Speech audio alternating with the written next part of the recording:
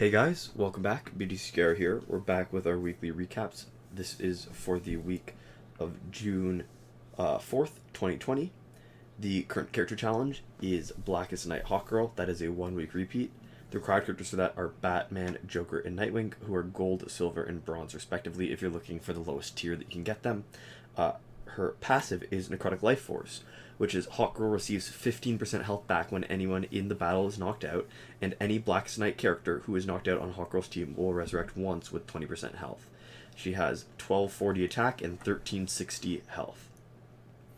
So this is the first repeat of her challenge since well before January 2019. I say January 2019 because that's when we started keeping a spreadsheet. So I can't tell you when the last time she ran, unless... Well, I mean, the information is there. Somebody who wants to go through all our previous recaps is welcome to do it, but I don't think I will. Mm-hmm. She's got high stats. It's funny how her base stats are neither multiple of 50 or 100, so it's like 1240, 1360. Not sure how they decided that. Yeah. And she's part of what makes a Blackest Night team, specifically a Blackest Night Flash team, so annoying by giving him a resurrection for free to take advantage of his passive where he gets full health. Yeah. Like he gets 100% health back, not just 20%. Mm-hmm. I guess Hawkgirls in general I've played with because of their abilities and passives, not because the character has particularly good basic attack, moves, or specials. Mm-hmm. So I think if you're going to be playing a Blackest Night team, she's going to be an important part. Because effectively she's giving 3 free resurrections, right, for each member, one for each member of the team. Mm-hmm.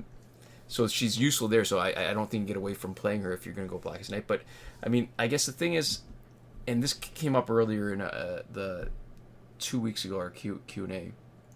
If you're playing a Blackest Night team, the best feature is Blackest Night Flash, but it's inherently a defensive team. So it's hard to lose, but that's probably why I don't play the team that much. Yeah. Because there's some offensive potential there, but it still makes for a much slower team than some of the other. It leans a lot harder into defensive. Yeah. This week's multiplayer award is finally the Totem, which becomes the Tantu Totem. So the effects are, when it's fully maxed out, is 30% crit chance on specials, 35% of maximum power on tag-in, restore 100% power for special if enemy was KO'd with it, and the evolved ability, which is get 100% power back for special if enemy took no damage. So this was last available more than a year ago. It was last available April 2019 on Android and March 2019 on iOS. And why there's a discrepancy there is that the last time it was on Android, it was there for 2 weeks in a row. Yeah.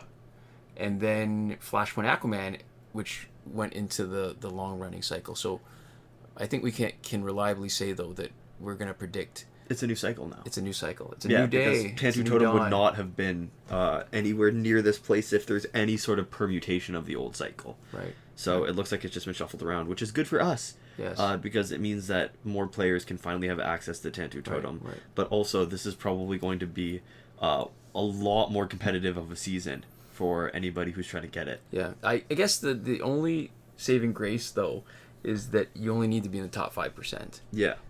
So it might not drive the numbers as hard, especially in a week without Phantom Zone.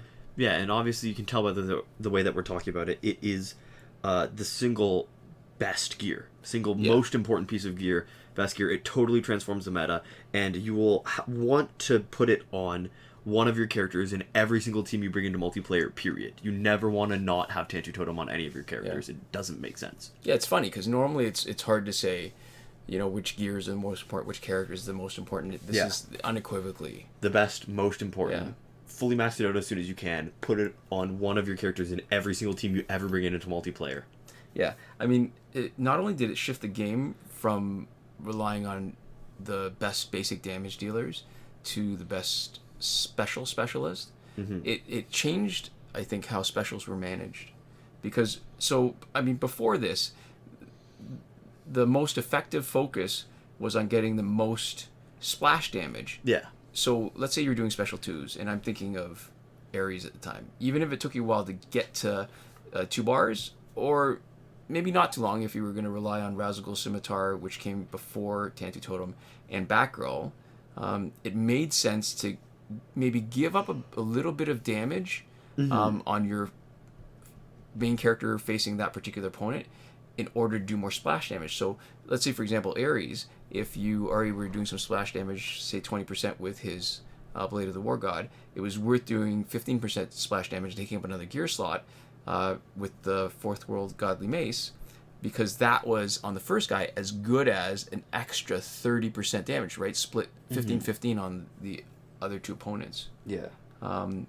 So how Tantu Totem changed that was the priority, instead of doing more damage on total and getting some of it to splash, what you really want to do is do as much damage to the opponent facing you so there's no chance they're going to survive, and that you're going to get full value of your power back, all 2 bars back. Yeah, because before it was basically non-optional spending, so you wanted to get the highest spread out, because it was not that hard to get a special that would most of the time knock out one character, and so that was more important. But now, getting something that can consistently knock out one character is always more important.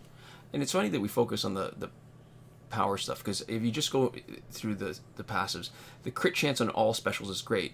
Most gears, if not all gears, the crit chance is on special 1 or special 2, not both.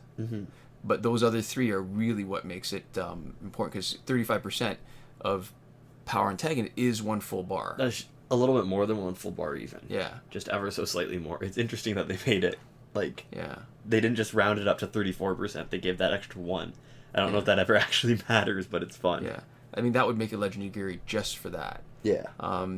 Getting full power back if you knock out the opponent, also, I think, to me, I would use up 1 gear slot just for that ability. Yeah, I mean, that 1 bar is basically the biggest thing that we use Master's Death Card for. Yeah, yeah. And getting full power back if the enemy takes no damage was sort of the changer that helped manage Astro Harness. Because they don't take any damage from Astro Harness because of invulnerability. Great, we just get our power back. We just get a refund. And I think the best example is, I mean, if you go through our weekly Q&As and watch the gameplay, the best demonstration of the full benefit of the Tantu Totem is with new 52 Wonder Woman. She has a Tantu Totem. We tag her in immediately. And even better when she's facing Astro Harness, right? She gets the 2nd bar of power with Master's Death Card, and we can usually spend 3 bars of power, whether it's a special 2 and a 1 or 3 1s. We still have 2 bars of power when the invulnerability is over, and we've just given each of her teammates 1.5 bars of power. Yeah. And, and if you're lucky, so she's 2 bars, invulnerability is over, you do a special 1 and then another special 1, and now your teammates are up to 2.5 bars each. And if you're really lucky, that first one brought you to the next invulnerability, and then during that invulnerability, you can hit another 3 special 1s. So before you've even tagged her out, both of your teammates are max power. Yeah. So I think, I mean, let's face it, really. The Tantu Totem, it's good on any team, but using a new 52 Wonder Woman who generates more power for her teammates by using power, it's really magnifying the benefit of it. Yeah. In the store, we also have the Batman Universe character bundle for $26.99 Canadian, and that comes with Flashpoint and Gaslight Batman, and it comes with 2 gears, the Batmobile and the Batsuit. Yeah, and it's funny, right? Because you normally, there's 3 Batman gears. There's the Batman's cowl. I think it starts from the hood. There's the Batmobile Batsuit.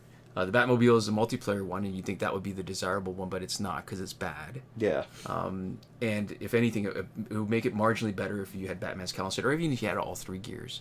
But it's still expensive for what it is. Yeah. We also have the Icebreaker pack, and that is also for $26.99 Canadian. That comes with Luchador Bane, Killer Frost Prime, and Regime Killer Frost.